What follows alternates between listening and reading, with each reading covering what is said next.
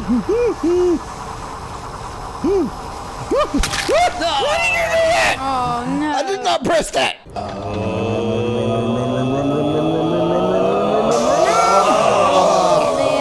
I hit the jump button as I died.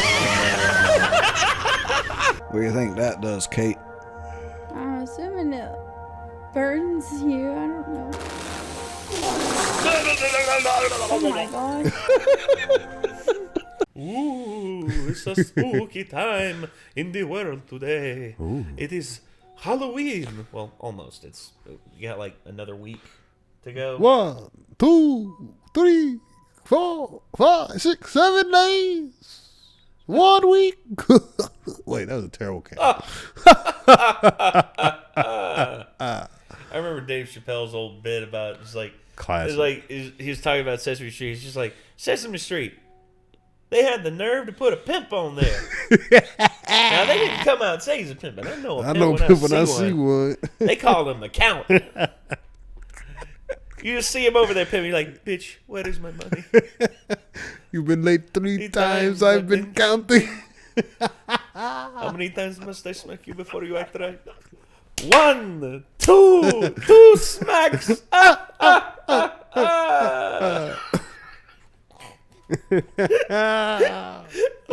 Dave Chappelle, man. Dave Chappelle. Thank you. One of the OGs, the greatest. I bow before thee. Jesus. So, yeah, Halloween horror stories. I've encountered a few. There were a few that, as a kid, got me really bad. There was one. My friend told it to me, and to this day, I still like catch myself thinking about it. He told a story about this kid that he knew, where he walked into his house, and his mom was just like, "Wait, I thought you were already here. Didn't you just go upstairs?" He's like, he thought his mom was playing a joke. He's like, "Ha ha, very funny, Mom." I was like, "No, you just walked in about 5 minutes ago and walked upstairs. Oh shit. That was you, wasn't it?" Like, Mom, you didn't see me or anything like that? No, I No. and I just thought it was you because you walked right upstairs and then he looked upstairs. They both looked upstairs, and then the mom was like, "I'm calling 911 right now." It's like and just like, wait, Mom, it might be Dad. It might just because it was like it might be Dad or something like that. Maybe he was waiting for me to get home or something like that. Maybe he wanted to talk to me about something. Let me look real quick. He walks upstairs, and he doesn't really see anything. Like, he sees his door is open, and he sees that his room is dark. Like, the lights are out and everything. So he turns the lights on as he gets closer. He turns the lights on again in his room. He looks around. He looks in his closet and everything like that. And he's just like, he yells down to his mom. He's like, "There's no one up here, Mom. It's I don't know what happened. But there's no one up here." So he sits down on his bed. He feels someone grab his ankle, and then he runs out of he tries to run out of the room. Guy grabs his foot, trips him up, and he turns over and he looks, and he said it was a old homeless man with like jagged teeth, like trying to bite him and all that. What? And he kicked him in the face, and he ran off down the stairs, told his mom, like, someone's in the house, call 911 right now. And they call the police and everything, and they're like outside of the house. They're just like trying to get their stuff in order and all that. Police arrive, and they don't find anyone, but they find trickles of blood that were left over from where the guy got kicked in the face, and they find the guy's side window open, where he apparently leapt out onto the roof and then leapt down into the yard and ran off. Oh man! So apparently, someone broke into their house without them knowing, and just completely bypassed his mom and everything, and just like The mom thought it was him. Yeah, exactly. She's oblivious. Yeah, and from then on, though, like every time he comes home, he tells his mom that it's him.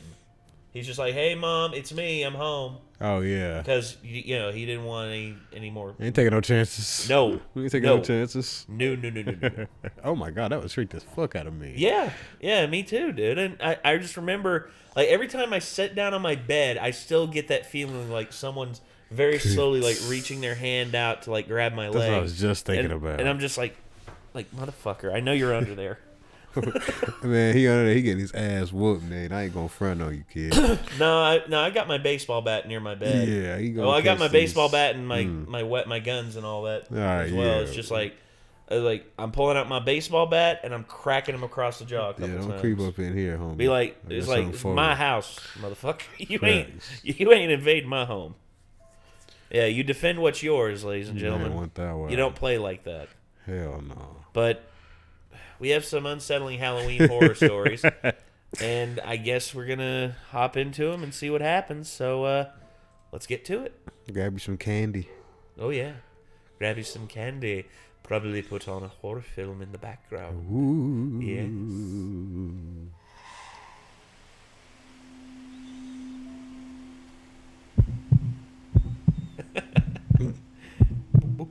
This happened back when I was 17, my last Halloween at home before going away to college. It was Halloween in our peaceful town where nothing bad ever happens. Our house is in the wealthier side of nice. town, and while our house would be described as gorgeous by anyone not from the area, the real head turner is our next door neighbor's house. It sits on that line of being called just a huge house or a mansion. They always go crazy with their decorations for any holiday, specifically Halloween and Christmas. This one year was no exception. That's a bit overboard. By but October I ain't one 1st, to they judge. already had all their crazy decorations out. Some houses go the cute and innocently spooky route, like Yeah, with that's a little smiling much. ghosts and blow-up decorations. But our neighbors go the actual scary route, with the fake graves, fake bloody body bags, actually scary-looking fake corpses, etc. It actually draws a lot of attention. People know to drive by and take video. Oh God, I just noticed it. Rip guillotine. Mother. Oh my god. So it's never uncommon to see cars come just on. sitting in front of their house in the middle Oh, of the who is street from time that? to time. Ooh, I'll rename my neighbors' names to Mike and ooh, that's terrifying. Yeah. What? Whatever that is, that's effective. Looks like Oogie Boogie, but like, Redneck Oogie Boogie. yeah. Ooh, instead of I'm the Oogie Boogie man. Instead of that, it's like I'm that Oogie Boogie man. It's like, don't bother me, man. Hey, don't tear away my stitches, man. God dang it, don't tear my stitches, motherfucker. I just hear it. and Donna just to not blow up their spots even more. Fast forward to Halloween Day. It was luckily a Friday this year, so that meant parties and all that could be held on actual Halloween. My dog Bear sleeps downstairs in the corner of our dining room. Bear. He woke What me up, up Bear? really early morning, like 4 a.m. when it was still pitch black outside. He was barking at something outside. I yelled across the house to shut up, Bear, and my mom came out into the hall and did the same. Bear stopped barking after this, but I had no idea what he was barking at. I fell back asleep quickly after that, then woke up to my alarm like 2 hours later. So I started getting ready for school as my dad was leaving for work, and as he stepped out onto the front deck, he came back in and got mad at me and said, "Damn it, Zach, clean up the dog shit." He thought I let our dog crap in the front of the house for some reason. I told him I definitely didn't though. He was in a hurry, so he left without more arguing. Next up, it was my turn to leave for school, and as I left the house, I got a whiff of something kind of unpleasant. I now knew what my dad was talking about. I didn't see any dog crap anywhere though. Later when I got home around 2, I still smelled that smell. I had no idea what it was, but it was really starting to stink. My parents were both at work, and my parents wanted me to hand out candy when trick-or-treaters started coming. It wasn't until around 4 to 5 that they started coming. When I opened the door to the first few trick-or-treaters, I'd get a whiff of that increasingly horrible stink, and the kids and their parents clearly smelt it too because they were all commenting on it. One parent told me it was even worse next door. I started to know whenever to expect the doorbell to ring because I'd hear groups of people pointing out how horrible it smelt. At one point, I saw Mike and Donna in front of their house, looking around. So I went outside and went over to ask them if they smelt that too. But that was hardly a question because it got worse on their property. It clearly was coming from the front of their property, but there wasn't any dog crap or anything. The smell was coming from one of the body bag decorations. Oh my It god. apparently wasn't a decoration. The couple had a number of fake body bags leaned on things like the mailbox and their front tree. But there was one just laying flat on the ground, and Mike said to Donna that he didn't put that one there when she asked. The smell was unbearable from this bag. Mike ran to grab a knife and cut the bag open, and what we saw made me sick. He of course cut the top of the bag open, revealing the rotting face of an actual human corpse inside the bag. Oh my God. We all put our hands over our mouths in disgust, wanting to throw up. And of course, there was no audience of kids and parents to see what was going on. It became a huge scene. Mike called the cops, and their whole front yard literally became a crime scene with people gathering from all over to watch, even though the cops kept telling everyone to clear out. The body was taken away. I told the police that my dog Bear was barking last night at like 4 a.m., and he may have been barking at whoever dumped the body there. Mike told my dad a week later that the body turned out to be a local 30-something-year-old guy who had taken his own life. As for who dropped the body there or why, that's unclear. Mike and Donna are very likable people, so we all think it was somebody who just looked at them as some rich, snobby household that overdoes it with the decorations for attention. Obviously, there are some sick people out there. Man, I don't know, man. I don't know. That's pretty. A dead body just show up around a bunch of body bags, dog. Just dropping it in there, like I don't get that. Nobody heard nothing. Hey man, sometimes there's. I guess mostly people just don't know what to make of it. And suicide, that don't make sense to me because who buries you after suicide? Like you ain't you by I think yourself? maybe it was some. If I'm a police officer, I'm finding out where the dude's body was taken, and I'm questioning the people who work at either the morgue or the mortuary, like office or something like that. Just be like, how did this body get taken out of here? Yeah. Like, show me the security footage right now, because I would want to find out who did that, because that emphasizes to me a little bit of either malice or misplaced malice. Yeah. Because there's hate behind that. Yeah, somebody leaves a body. Yeah, and even if it's not like, even if you didn't do it, if somebody leaves a dead body on your yard, like somebody got some grievances. Yeah. That we Sorry, there's a fly over here. There's we're a swatting. gnat or two just like buzzing around, making our lives miserable. I had Fuckers. a horsefly got in here the other day. That thing was hard as hell to kill, dude. A horsefly? Yeah, Man, about fuck like that. that big around. Damn. Dude, I had the bug assault shotgun. You know that shotgun that shoots salt? Like knocks him down out of the air and everything? Dude, I shot him like 4 or 5 times. He just Didn't taking go it? down. Tanked it. Damn. Every time. And these things can kill spiders, dude. Oh. And this dude was tanking it. And I'm just like, okay, come here. And I went and got our old vacuum cleaner, or got the little vacuum cleaner thing. It's an older one. I replaced the battery and it works just like new. It's a little handheld like vacuum thing, like a dust buster. Word. I went up and I sucked them into the bag and everything. And I was just like, ha-ha, gotcha. And I still heard that bastard in there buzzing around like, like, motherfucker, you get me out the motherfucker. I'm like, thing, I swear to God. the hell's this Frankenstein, this sumbitch, dude? Frankenfly up in this piece of shit, dude. What the fuck? And I basically like emptied the thing out, and I closed the lid and everything, and it's like, damn, okay. And I haven't heard it since, but I wouldn't be surprised if that fucker comes back to life, just be like, On Halloween. yeah. On Halloween.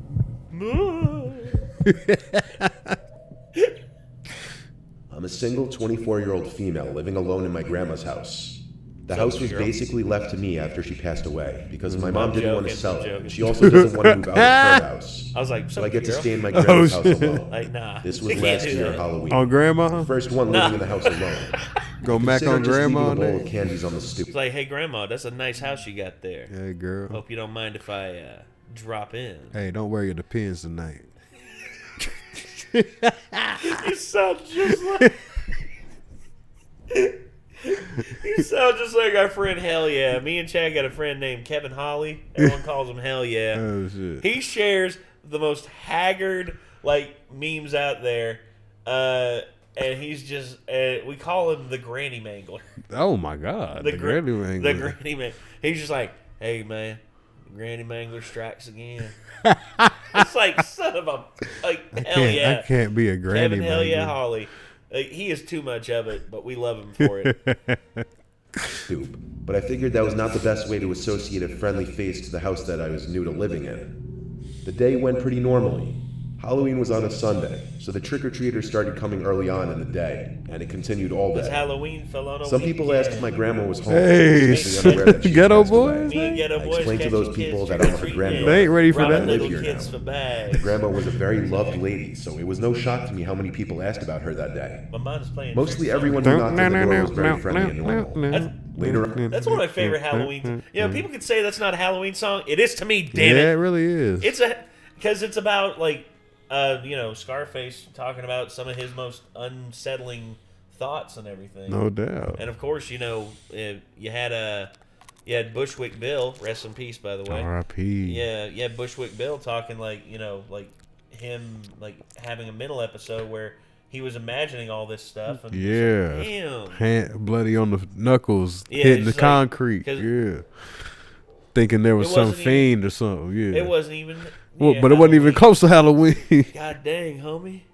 My mind is playing tricks on me. that Isaac Hayes sample. Hard. Oh, yeah, man. Just classic all the way through. Man. Love that. I got to bump that on the way out of here. For sure. around that night, past 9 o'clock, when the trick-or-treaters had dwindled down almost completely, I heard a voice outside the front door say trick-or-treat. This house just looks No creepy. knocking or ringing the doorbell. Yeah. The I was candles in kitchen, the so window. I definitely would Yeah. have heard any knocking. Oh, and I see the but it dude did seem standing possible there. Yeah. See, it's like Michael Myers standing there That's looking at you out crazy. the window, just being like, I want to murder every single. Oh my God. that he thought he pressed the doorbell but didn't.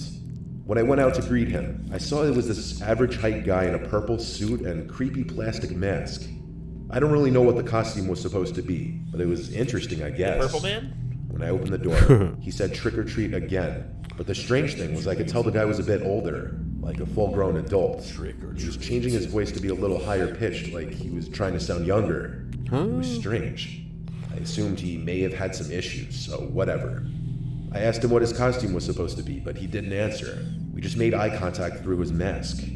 I took 2 pieces of candy and dropped it in his pillow sack he was holding, which looked completely empty. That was the part that weirded me out the most. He looked into the sack, then back at me. I said have a good night and closed the door. That was weird.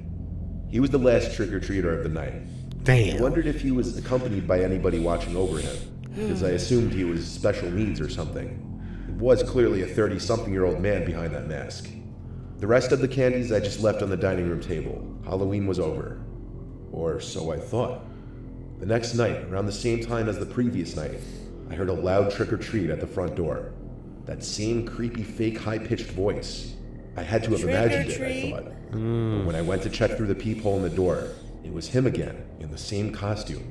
And by the looks of it, he had an equally empty pillow sack as the night before. I didn't open the door, no shot in hell. A few minutes later, I heard him shout trick-or-treat again. I ignored it. In fact, I shut off the living room lights to basically say, hey, get off my stoop, I'm not answering the door. I went upstairs to my room and shut the door and started watching TV in there instead. Out of sight, out of mind. Until I heard a pop at my window. Something was thrown at it, like a rock. I muted the volume on the TV, and a few seconds later, I heard the familiar trick-or-treat. I suddenly was in panic mode. Why was he doing this? I went to the window, lifted it up, and looked down. That man in the purple suit and mask was looking up at me. I threatened him with calling the police. In response, he very slowly lifted his empty-looking pillow sack up and held it open. It seemed he was some asshole trying to scare me, but Halloween was over, and I wasn't amused. I called 911, and police showed up in under 10 minutes. The guy was still outside. He refused to talk to them, so they put him in handcuffs and took his mask off, and as I figured, it was some creepy-looking 30-something-year-old guy. They told me they were bringing him down to the station, but apparently they let him out within 48 hours, because 2 nights later, he came back to my house, this time at the backyard door. He never knocked or rang the bell. He'd just stand outside with his empty sack and costume, creepily yelling trick-or-treat. I called the police again and told them he's back, and once again the police came and arrested him. I swear to God, a week later the man had returned once again, throwing a rock at my window. This time when I called 911, he seemed to actually disappear before the police had gotten there. But regardless, it seemed the police didn't really care to do anything. Either that or they couldn't. Luckily, I think the man lost interest because he hasn't returned since then. At least as far as I know, unless he's been hiding in my bushes watching me, which is disturbing to imagine. Yeah. Halloween is coming up, and I'm kind of nervous he's gonna come back.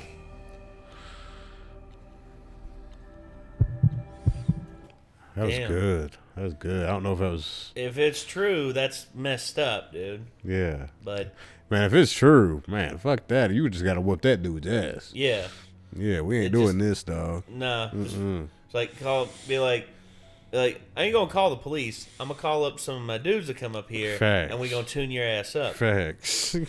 Yeah, this dude's fucking with me. It's a trick 5 this minutes? time, motherfucker. All Yeah. Trick or treat, trick, bitch. Yeah, just trick pow. Just tune his ass up. Lay and his just ass out. Yeah, leave him leaking on the front porch. Yeah, 911, he in the back leaking. Yeah, he tried some funny shit, so we fucked him up. We had to. Yeah. It was nothing personal. It was necessary. Yeah, it was 100% necessary. Facts. Fuck that shit. In the hell, yeah. Fuck all of that. I swear to God. Whew. Let's go to 3, man. Yeah, I can't let's even. go ahead and move on. Pray. Whew. Whew. God help me. I was 10 years old in 5th grade.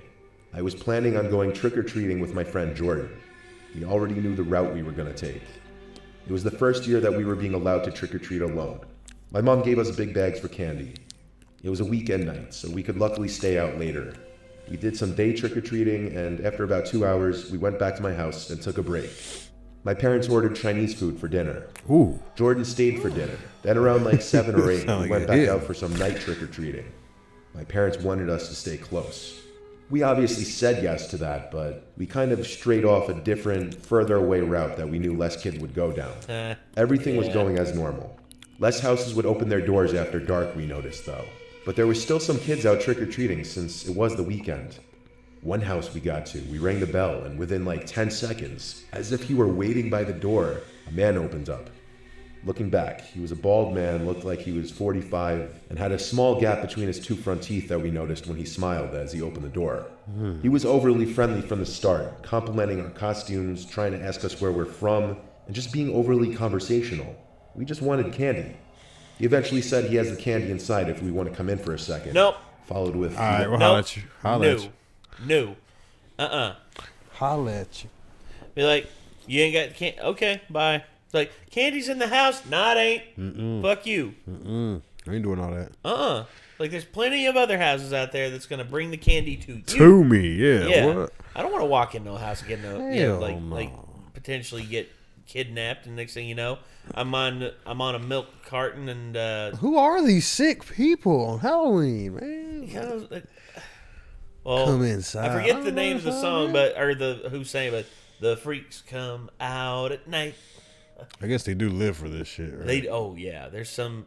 Remember that clown thing that happened a few years ago, right? People dressing up as like psychotic. Oh, looking yeah? clowns Fuck and yeah. fucking with people.